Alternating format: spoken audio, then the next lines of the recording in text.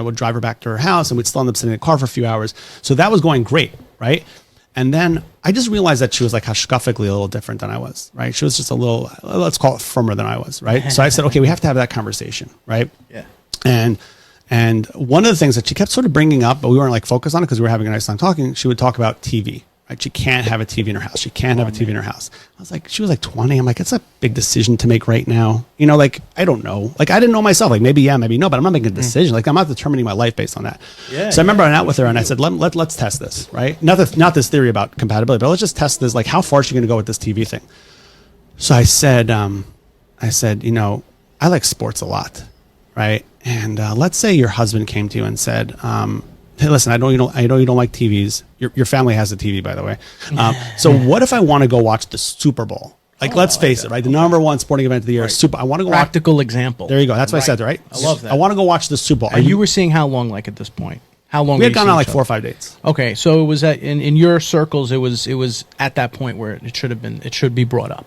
I felt like it should. Okay, perfect. Because that was everything else was going fine. Okay, got it. Right? Just getting an idea. Yeah. So I said, you know, would you be okay with your husband, going to watch the Super Bowl, because it's a big event. Avery, you listening? Mm-hmm. Right. And she said, "Will not have a husband watching the Super Bowl." Huh? Okay, fine, but your wife, Yeah. So she said, would you be okay with your wife saying no? Oof. And I said, well, she was smart, shrewd, very shrewd of her. I said, well, that wouldn't be my wife. Oh, I love it. And I only realized later, and it was just like, probably a smart act, yeshiva guy thing to say at the time. I only realized later, though, what I was really saying was, you're not letting me into your world, right? You're not letting a preference of mine, right? Because that can't be my wife, because I'm looking for somebody who can somewhat be flexible. And even though you can feel very, very strongly about something right now, to be so determined that this is never going to change. And I don't know where she is today. Maybe she has TVs in her house or not. I don't know. But I just remember that later on in life, as I was sort of formulating this theory, this story reminded me, and I said, that's what was happening there. Right. Well, we hit that fine line and balance in relationships where, yes, you do want to change somebody. You want them to be able to change for you, but you don't want to change them. Like, you can't change anybody, really. No, yeah, you don't want to change anybody. You don't want to change them. No. You have to learn how to be accepting of someone else in a relationship. That's exactly what it is. That's exactly what people think that. People think that even when you go for like counseling or something, they think it's how am I going to change this person? Yeah. And it's an eye opener when I tell them, like, no, it's not about changing them. It's about you learning to live with that. Right. Right. Yeah. It's about you learning to live with this situation. It's not about me sort of convincing them to change. And it's actually, I'll tell you honestly, I think that when I able to get that perspective across to somebody, I think it's super helpful for them, right? It's just like, is that why we're here? I'm like, yeah, you thought, no, I dragged my husband or I dragged my wife because I thought you were going to change them. I'm like, no, we're actually just going to learn to accept each other the way we are, because maybe a little bit will change, right? But most of it's not, because, like, again, they're coming with this whole worldview, world experience, everything they're coming with. Right. Yeah. So how would you tell someone who, wants to change somebody to, learn to accept one of the flaws? Like, what would you do to, like, not only accept it, but to make them appreciate it even? Because that's so common. That's so common. Well, isn't that what it's supposed to happen? No, I think every example, a cigar, like a smoker. People, let's say somebody didn't want a smoker, right? Or someone didn't want somebody who can't sing. I don't know, smoker, vapor. Yeah. Well, that's a big part. Yeah, you got to have your things. You got to have your things that I can't. Like, I can't live with that, right? But I think when you have something like, okay, that's like a rule that I just can't live with, like a smoker or something. I think you have to stick with that. But I think if someone has, again, certain preferences that they have, right? Certain things that they enjoy. I don't think you have to be so compatible about that. Like, let's say, for example, I'll give you one. A husband likes to play sports, right? And after you get married, he's into sports, right? And he wants to continue playing, right? And most games are late at night, right? And they're 10 o'clock at night. And I used to do that. I remember going and playing, flag football at Aviator or ice hockey at Long Beach or whatever it was. Yeah. And that's when it is, right? Everyone works. Everyone's got a life. So when is it? So yeah, I think a wife who says, no, I expect my husband to be home every night of the week at 10, 11 o'clock, at night, is not accepting the importance of that in her spouse's life, right?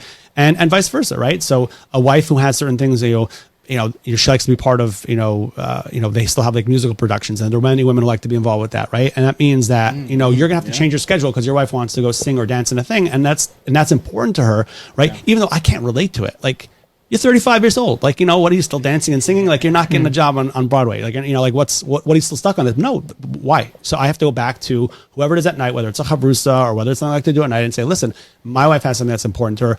I've not that I'm allowing her to do it. That's a terrible perspective.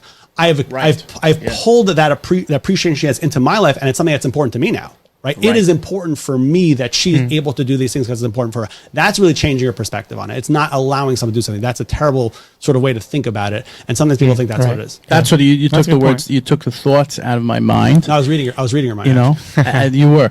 And is there a way that someone can work on that? Should they bitch to their rabbi? Should they complain to their parents? And then when they look at their wife, oh, I'm so happy you went on that, 2-week trip with your friends, and I was home with the two kids. Or even, let's say you were shidduch dating, and, I'm so happy you went with your friends to Mexico, and even though you were lonely, what do you do if you're having a little bit of a challenge with it, but I have to do this. I have to do this. Yeah, you got to work on it, right? That's what I'm saying. I mean, it's not something where you want to complain because I still disagree with it, and then I'm going to complain to my friends and everything like that. But I'm still not let my wife go, because then you're still in that category of letting you do something, right? Yeah. It's not that. I'm pulling your perspective. We all see this, right? It's the same thing when couples get married and they start having yom and tovim together, and they have different minhagim or different customs around certain things, right? Yeah. So it's not about I let you. You guys want to dance around the table on Pesach, and my family never did it. It's not like I'm letting you do it, right? I'm appreciating it, right? I'm loving it, right? I think it's great, right? I'll tell you one. I hope you find someone like that. She makes you dance on the table. I'll give you.